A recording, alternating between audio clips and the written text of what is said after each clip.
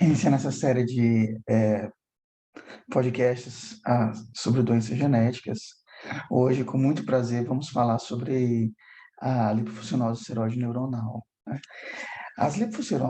Esses são os meus conflitos de interesse. As lipofuciloses seróides neuronais compreendem um vasto grupo de doenças genéticas que são muito heterogêneas, tanto do ponto de vista clínico quanto do ponto de vista genético-molecular. Um elemento que une essas doenças é o fato de elas apresentarem o acúmulo lipídico anormal dentro do lisossomo, que vai se refletir também no acúmulo dentro dos neurônios. Elas foram inicialmente identificadas por Stengel em 1826, porém só em 1903 a descrição feita pelo Dr. Frederick Patten acabou sendo a descrição mais clássica desse grupo de doenças. Até o momento temos 14 subtipos da doença descritos. Alguns desses subtipos são por deficiência de uma enzima localizada dentro do lisossomo. No entanto, a maior parte deles não sabemos ainda como é o mecanismo da doença. Sabemos que envolve uma enzima, uma proteína que tem correlação com o metabolismo lisossomal, mas não exatamente qual é a função dela e por que ela é tão importante para o sistema nervoso central. Temos até o momento 13 genes escritos. Existe uma forma de lipofuncionose tipo 13, que ainda nós não temos um gene identificado, mas sabemos que é um locus diferente das outras. E até o momento, mais de 500 mutações diferentes foram vistas nesses 13 genes. O que a gente conhece das lipofuncionoses é que elas são doenças que afetam a preservação do lisossomo e, consequentemente, a preservação da própria célula. Isso faz com que você tenha, dentro das lipofuncionoses, uma alteração que leva progressivamente à degeneração da célula, quando uma dessas enzimas elas não funcionam normalmente. São, na maior parte das vezes, doenças recessivas, ou seja, vem uma mutação do pai e uma da mãe. E quando, em combinação, você tem a doença. No entanto, existem algumas formas de lipofuncionose, como, por exemplo, a lipofuncionose tipo 4, que é de herança autossômica dominante, ou seja, basta uma mutação que você tem a expressão da doença. Elas são muito heterogêneas, elas têm apresentações que podem variar desde o nascimento até começar na idade adulta, depois dos 30, 40 anos de idade. A gente geralmente classifica as lipofuncionoses na forma de apresentação. Então, antigamente, a gente dizia que havia a forma infantil precoce, ou infantil clássica, a infantil tardia e a juvenil, né? Hoje a gente sabe que, na realidade, é muito mais amplo que isso. Então, aquilo que a gente chamava de juvenil clássica, né? Hoje estamos chamando mais de Serine 3, e o que chamávamos de infantil tardia, estamos chamando agora mais de Serine 2, ou seja, utilizando a classificação do locus genético. Algumas populações em que você tem uma frequência maior de lipofuncionose nos ajudaram a compreender como localizar esses genes, né? Então, por exemplo, a gente sabe hoje que a serina 7 é muito comum na população turca, no entanto, você pode encontrar esse paciente em qualquer parte do mundo. E a SNM8 foi inicialmente identificada no norte da Finlândia, mas sabemos que hoje a distribuição dela é pan-étnica, afeta outras populações do mundo.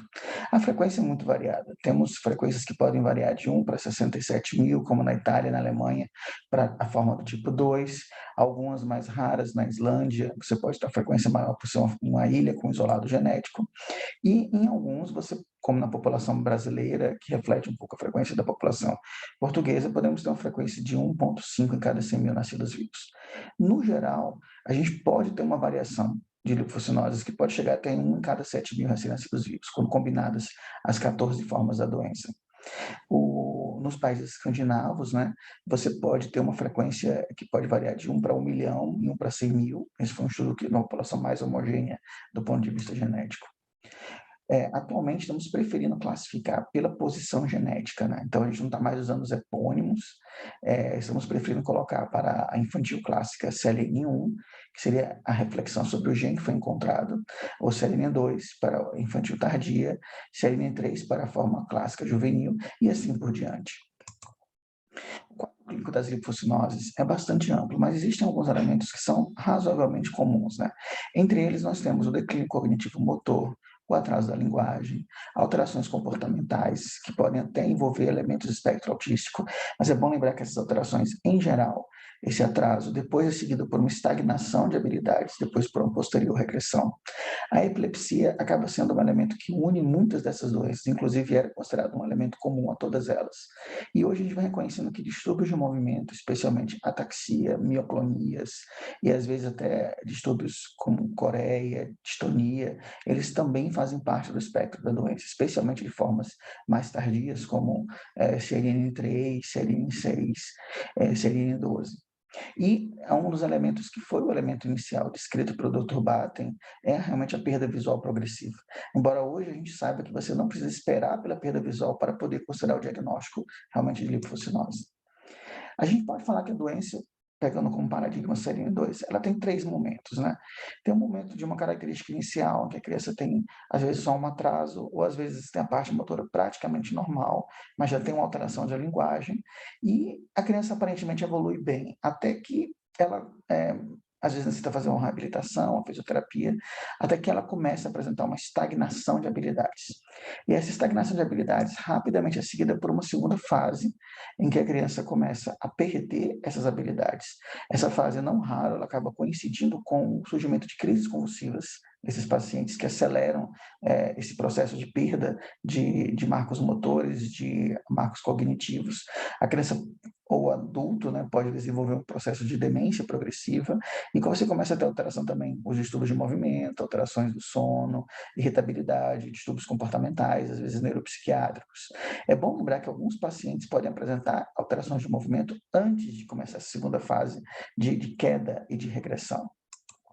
E depois disso chegamos a uma fase que a criança tem, ou o adulto acometido, uma perda praticamente completa das habilidades, não consegue mais se alimentar sozinho, nem se alimentar pela boca, precisa fazer uma gastrostomia e desenvolve também perda da deambulação espontânea, precisa ficar numa cadeira de rodas, não raro evolui para problemas respiratórios que exigem também você fazer uma traqueostomia, e as crises podem seguir 2 caminhos, ou elas se tornam extremamente refratárias, e o paciente está constantemente entrando em ciclos de status epiléticos, ou esses pacientes podem apresentar até uma estabilização das crises, não porque houve uma melhora clínica, mas porque ele já teve tanta perda de neurônios que já não consegue mais ter as crises convulsivas.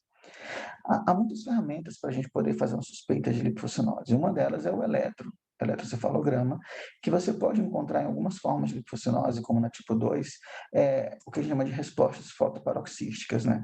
Em que você, quando faz uma fotoestimulação, especialmente a uma voltagem mais baixa, né? Uma frequência mais baixa, né? De 1 a 2 Hz, você encontra elementos mioclônicos e você vê essas alterações aqui no eletro.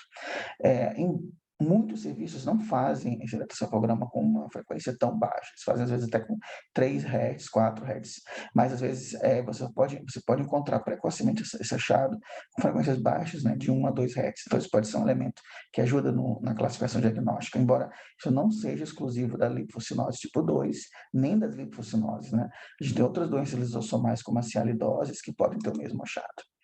A ressonância, ela não ajuda a fazer o diagnóstico específico de lipocinose, porque os achados que podem ser encontrados, como por exemplo a atrofia cerebelar ou as alterações de substância branca, especialmente periventriculares que estão vendo aqui, isso pode estar presente em outras doenças. Então, a ressonância é muito mais útil para você excluir outras possibilidades diagnósticas do que para você confirmar a lipofuncinose. Agora, é claro, alguns neuroradiologistas, quando vem essa combinação de atrofia cerebelar associada com atrofia cortical, eles até colocam no laudo, né, fazer diagnóstico inicial como uma forma de lipofuncinose. O achado ocular, que digamos, é clássico da doença, nem sempre, às vezes, está presente no exame clínico, né, na fundoscopia. No entanto, alguns pacientes podem apresentar, quando fazem os potenciais evocados visuais, uma alteração desses potenciais. No começo, eles são potenciais que se tornam gigantes, né, em que esse seria o potencial evocado de uma pessoa normal, e no paciente com lipofuncinose, no caso, um paciente com CLN2, eles começam a apresentar uma alteração do potencial, que eles inicialmente ficam gigantes, né? e vão progressivamente apagando. A mesma coisa a gente encontra também no eletroretinograma, que às vezes é um achado precoce da doença, e na tomografia de coerência óptica. É bom lembrar que com o tempo você vai tendo também um apagamento do eletroretinograma, né, refletindo a progressão da doença. E aí, às vezes, só nesse momento que o exame de fundoscopia, né, de fundo de olho, que o oftalmologista faz, e o neuro também, começam a ter alterações. Por isso que, às vezes, se você suspeita de uma lipocinose, usar essas ferramentas de eletrofisiologia do nervo óptico podem ser úteis também. Um exame simples e barato, que pode ser feito praticamente em qualquer hospital, é você pesquisar no esfregaço de sangue a presença de acúmulo de material lipopigmentar, né? Que você vê como esses linfócitos vaporizados. Infelizmente, apenas 2 lipocinoses têm esse achado, podem ter esse achado. A tipo 3, né, que é mais clássico, mas alguns pacientes com tipo 6 também podem ter. Então, de novo, não é diagnóstico, porque outras doenças lisossomais podem ter um achado parecido, mas num paciente com suspeita clínica e esse achado, isso pode direcionar a sua investigação. Durante um bom tempo, a microscopia eletrônica ela foi utilizada como elemento para fazer o diagnóstico de lipofuncinose, né? Porque tínhamos padrões clássicos, né? Como esse padrão granular, típico da lipofuncinose tipo 1, esse padrão curvilíneo que vocês estão vendo aqui, que era típico da lipofuncinose tipo 2, esse padrão digitiforme, que era típico da lipofuncinose tipo 3. Só que hoje a gente sabe que quanto mais atípica ou a apresentação um pouco mais tardia, esses padrões podem se misturar, como esse padrão aqui, que você tem elementos, por exemplo, do curvilinear com elementos do granular também. Então, hoje em dia, a gente sabe que a microscopia eletrônica, ela não é tão diagnóstica quanto a gente imaginava, até porque outras doenças lisossomais podem ter um padrão parecido, e alguns pacientes podem ter a microscopia eletrônica normal, mas em uma mão experiente, um patologista que já tem conhecimento dessas doenças, a microscopia eletrônica, não a ótica, né? Ela pode ser útil para fazer o diagnóstico, então, pelo menos fazer a suspeita diagnóstica. Hoje em dia, a gente se baseia muito em testes genéticos, né, que são tanto pela dosagem da enzima como sequenciamento do gene. Hoje em dia, a gente coloca muito que se você tem uma suspeita de lipofuncinose e ela é uma lipofuncinose de apresentação congênita, ou infantil tardia, ou infantil precoce, você deve fazer inicialmente o estudo enzimático, para tipo congênita, que é tipo 10, fazer o estudo da enzima catepsina D, que infelizmente poucos laboratórios do mundo fazem, né? Até porque você precisa fazer em fibroblasto ou leucócito, mas a tipo 1 e a tipo 2, hoje a gente consegue fazer em papel filtro, o que torna mais fácil fazer esse diagnóstico. Só que a gente tem que lembrar o seguinte, infelizmente, apenas essas 3 formas das 14, você pode ter uma dosagem enzimática, né? E eu acho que a técnica do papel filtro, ela facilitou bastante a investigação, porque você pode, numa gota de sangue, poder fazer o estudo enzimático de pelo menos 2 dessas formas de lipocinose, e você pode muito bem separar pela dosagem da enzima o paciente que é afetado, né, os probandos aqui, dos pacientes que são heterozigotos, como, por exemplo, os pais das crianças, da população em geral. O teste é muito melhor para você identificar o paciente mesmo, mas você pode ver que os portadores podem ter uma sobreposição com a população normal, mas para você identificar o paciente é um teste muito, muito útil. E hoje em dia, a 1 e a 2 podem ser feitas em papel filtro, inclusive você pode mandar o papel filtro de uma região para outra, pelo correio normal, e às vezes até de um país para o outro, dada a estabilidade da amostra. E ele geralmente é o mesmo papel filtro que a gente usa para triagem neonatal. Só que, claro, com o avanço da genética molecular, hoje a gente pode fazer sequenciamento de vários genes ao mesmo tempo, que antes era bastante caro. Hoje não é mais um impeditivo. Então você pode sequenciar diversos genes, estão surgindo painéis genéticos para isso. Como também você pode sequenciar diretamente aquele gene que você quer investigar. Quando você já tem, por exemplo, um teste enzimático mostrando deficiência da lipocinose tipo 2, por exemplo, você já pode ir direto sequenciar o gene serina-2, usando o sangue.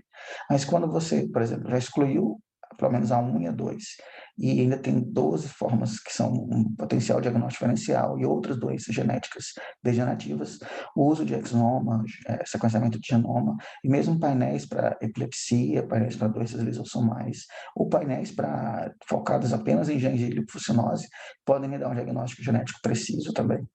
Hoje em dia, a gente sugere que você faça uma combinação de achados clínicos, né, a história, como começou, como é a apresentação, como é a evolução da doença, combinado com testes enzimáticos, né, pelo menos da 1 e da 2, que são mais rápidos, e alguns testes morfológicos, quando disponíveis, né, você pode fazer os linfócitos localizados, se há disponibilidade de microscopia eletrônica, ou, às vezes, para encurtar caminho, você pode, do fenótipo clínico, partir para os testes genéticos mais amplos. E aí você fazer, por exemplo, um sequenciamento de exoma ou de genoma, e se não fechar o diagnóstico, né, não encontrar nenhuma mutação em genes de lipocinose, você tem o que a gente chama de um fenótipo parecido com lipocinose.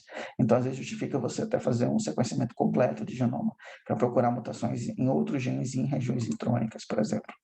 Essa daqui é uma sugestão nossa de algoritmo, né, que nós submetemos agora para uma publicação, sugerindo o que pode, para o pediatra, ser a apresentação inicial da doença, como você pode fazer o encaminhamento a partir dos testes enzimáticos disponíveis, ou pelo uso do esfregaço de sangue periférico, e, embora você possa ter normalidade do teste enzimático, você pode prosseguir para os testes genéticos de painéis, exomos, sequenciamento de nova geração, para poder chegar ao diagnóstico do paciente. Então, as lipofuncionoses são doenças complexas, como vocês viram. Elas têm um amplo diagnóstico diferencial, mas, em combinação, são um dos grupos de doenças neurodegenerativas mais prevalentes da infância.